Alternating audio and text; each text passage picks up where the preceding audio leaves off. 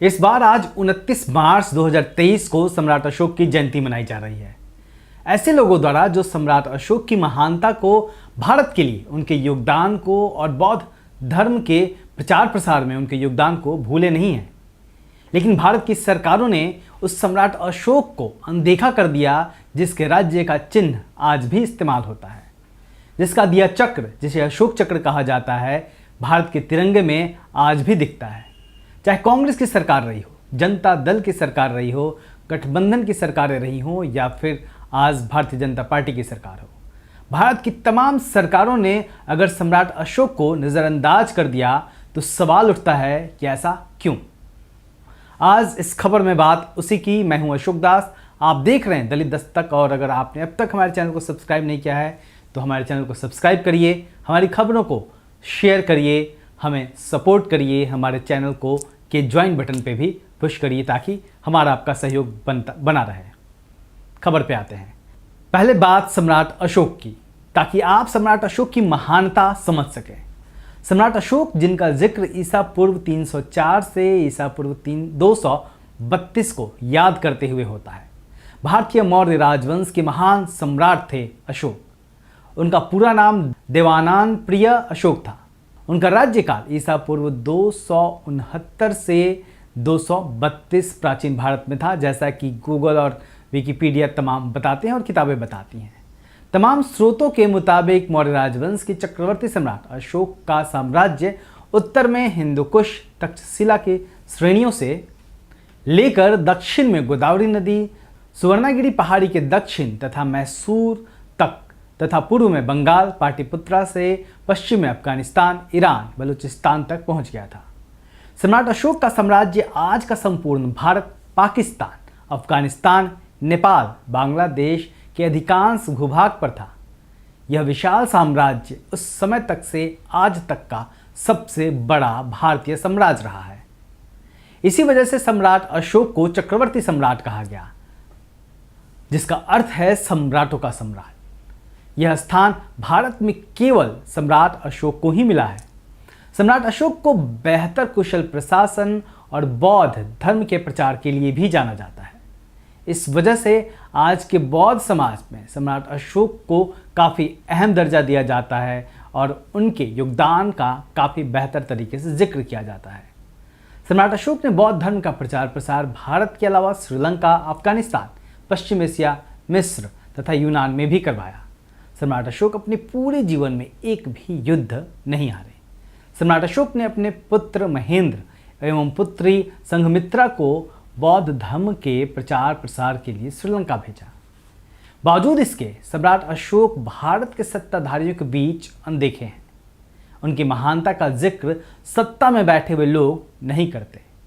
दरअसल भारत की सत्ता में बैठे हुए लोग सम्राट अशोक को एक चक्रवर्ती राजा के तौर पर तो मानने को कभी कभी तैयार हो जाते हैं, लेकिन वो सम्राट अशोक को ऐसे महान राजा के रूप में याद करना नहीं चाहते हैं जिसने बौद्ध धर्म ग्रहण कर लिया था और जिसकी वजह से न सिर्फ भारत बल्कि एशिया के कई हिस्से बौद्धमय हो गए थे, क्योंकि ऐसा करना उनको सूट नहीं करता। क्यों सूट नहीं करता, इस सवाल पे सोचा जाना चाहिए। दरअसल सम्राट अशोक और बौद्ध धर्म से उनके जुड़ाव की कहानी ऐतिहासिक कलिंग युद्ध के बाद परवान चढ़ी। हालांकि वो पहले से ही कुछ बौद्ध भिक्षुओं के संपर्क में थे, लेकिन कलिंग युद्ध में जिस तरीके से हजारों लोग मारे गए, तकरीबन 1-1.5 लाख लोगों का जिक्र होता है, वो मारे गए, तो सम्राट अशोक ने उस दृश्य को देखा और वो परेशान हो गए। उनका मन मानवता के प्रति दया और करुणा से भर गया और उन्होंने फिर कभी युद्ध न करने का संकल्प लिया। यहाँ से अशोक के आध्यात्मिक और धम्म जीवन का युग शुरू हुआ और महान चक्रवर्ती सम्राट ने महान बौद्ध धर्म को स्वीकार कर लिया। अशोक की यही पहचान भारत की सत्ता में एक के बाद एक आने वाले नेताओं और राजनीतिक दलों को रास नहीं आती है, क्योंकि अगर वो सम्राट अशोक का जिक्र करेंगे तो उन्हें अशोक की महानता का जिक्र करना पड़ेगा। उनके शासनकाल में हुए तमाम ऐतिहासिक कामों को याद करना पड़ेगा। उन्हें बताना पड़ेगा कि सम्राट अशोक के ही समय 23 विश्वविद्यालयों की स्थापना की गई, जिसमें विश्वविख्यात तक्षशिला, नालंदा, विक्रमशिला, कांधार आदि विश्वविद्यालय प्रमुख थे। उन्हें बताना पड़ेगा कि सम्राट अशोक के शासनकाल को विश्व के बुद्धिजीवी और इतिहासकार भारतीय इतिहास का सबसे स्वर्णिम काल मानते हैं। उन्हें यह भी बताना पड़ेगा कि वह सम्राट अशोक का ही शासनकाल था जिसमें भारत विश्व गुरु था और सोने की चिड़िया कहलाया। जनता खुशहाल थी, जनता जनता के बीच भेदभाव नहीं था, कोई किसी को जाति के आधार पर भेदभाव नहीं करता था। आज की सरकारों को बताना पड़ेगा कि सम्राट अशोक के ही शासनकाल में सबसे प्रख्यात महामार्ग, ग्रांड ट्रंक रोड जैसे कई हाईवे बने, लोगों के ठहरने के लिए सराय बनवाए गए। मानव तो मानव, सम्राट अशोक के शासन में पशुओं के लिए भी चिकित्सालय पहली बार खोले गए। पशुओं को मारने पर प्रतिबंधित कर दिया गया। लेकिन मैंने जैसा कहा कि भारत की सत्ता में बैठे लोगों को यह सूट नहीं करता, क्योंकि जब वो अशोक का जिक्र करते हुए उनकी महानताओं का जिक्र करेंगे तो सवाल उठेगा कि अब अशोक जैसा शासन क्यों नहीं है। सवाल उठेगा कि फिर जब सम्राट अशोक के समय भारत बौद्धमय था तो फिर बौद्ध धर्म कैसे खत्म हो गया। और इस सवाल का जवाब देने में कई लोगों के, कई समुदायों के, कई जातियों के नकाब उतर जाएंगे। कई ऐसे लोगों का नाम आएगा, इतिहास कुरेदा जाएगा, जिसका जिक्र आज की सत्ता करना नहीं चाहती। भारत की सरकारें दरअसल उस इतिहास को भारत की आम जनता से छिपाए रखना चाहती हैं। तब बात बौद्ध धर्म की भी आएगी। भारत के सत्ताधारियों को बताना पड़ेगा कि मगध साम्राज्य, जिसके सम्राट अशोक थे, का इतिहास भारत का इतिहास रहा है। उन्हें बताना पड़ेगा कि सम्राट अशोक ने अपने साम्राज्य के हर कोने में शिलालेखों, स्तंभ लेखों सहित अन्य अभिलेखों के जरिए आम लोगों को नैतिक के अलावे जीवन की बेहतरी की शिक्षा दी। उन्हें बताना पड़ेगा कि अशोक के 2 लघु शिलालेख, 14 बृहद शिलालेख, 7 स्तंभ लेख, 3 गुफा लेख, 4 लघु स्तंभ लेख, 2 स्मारक स्तंभ लेख मिले हैं। इन अभिलेखों के कई संस्करण अलग अलग जगहों पर उत्कीर्ण करवाए गए हैं। उन्हें बताना पड़ेगा कि सम्राट अशोक ने बौद्ध धर्म के प्रचार प्रसार के लिए 84,000 बौद्ध स्तूप बनवाए। बस बात यहीं आकर रुक जाती है, क्योंकि हिंदू राष्ट्र बनाने की होड़ में अशोक का बौद्ध प्रेम एक बड़ी बाधा है। इसलिए भारत की सत्ता में बैठे लोग अशोक काल में उकेरे गए प्रतीकात्मक चिन्ह, जिसे हम अशोक चिन्ह के नाम से जानते हैं और जो आज भारत का राष्ट्रीय चिन्ह है, उसका तो इस्तेमाल करेंगे। वो सम्राट अशोक के राज चिन्ह अशोक चक्र को अपने भारतीय ध्वज में तो लगाएंगे। वो सम्राट अशोक के राज चिन्ह 4 मुखी शेर को भारतीय राष्ट्रीय प्रतीक तो मानेंगे।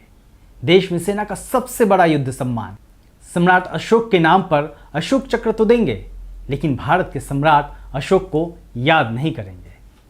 यह हैरान करने वाली बात है कि जिस सम्राट अशोक से पहले या बाद में कभी कोई ऐसा राजा या सम्राट नहीं हुआ जिसने अखंड भारत पर एक छत्र राज किया हो और जिसके नाम के साथ दुनिया भर के इतिहासकार महान शब्द लगाते हैं, उन्हीं के देश में उनकी जयंती नहीं मनाई जाती और ना ही कोई सार्वजनिक अवकाश होता है। क्या आप समझ सकते हैं कि विश्व के इतिहास में कोई ऐसा देश हो जो अपने इस ऐसे महान किसी नायक को याद करना भूले? लेकिन यह भारत है, विरला भारत। यहाँ लोगों की विचारधारा और लोगों की जातियां देखकर उनको सम्मान देने की परंपरा रही है। तभी तो सचिन तेंदुलकर को भारत रत्न मिल जाता है और मेजर ध्यानचंद आज भी भारत के लिए तरस रहे हैं। खैर, जरा सोचिए, अगर सम्राट अशोक ने बौद्ध धर्म नहीं अपनाया होता तो भी क्या भारत की सरकार और आज़ादी के बाद से अब तक सत्ता में बैठे हुए लोग उन्हें इस तरह अनदेखा करते हैं? शायद नहीं। लेकिन इन तमाम बातों के बीच में एक अहम बात यह है कि सरकारें भले सम्राट अशोक को भुला देना चाहती हों, लेकिन भारत का अम्बेडकरवादी समाज अपने सम्राट को आज भी आदर देता है। वही है जो अशोक जयंती पर कार्यक्रम करता है, सम्राट अशोक को नमन करता है। भारत को, भारत की सरकारों को भी अपने इस महान सम्राट को वह सम्मान देना होगा जिसके वह हकदार हैं। इसके लिए आवाज़ उठाने का वक्त आ गया है। देखते रहिए दिल्ली दस्तक। जय भीम।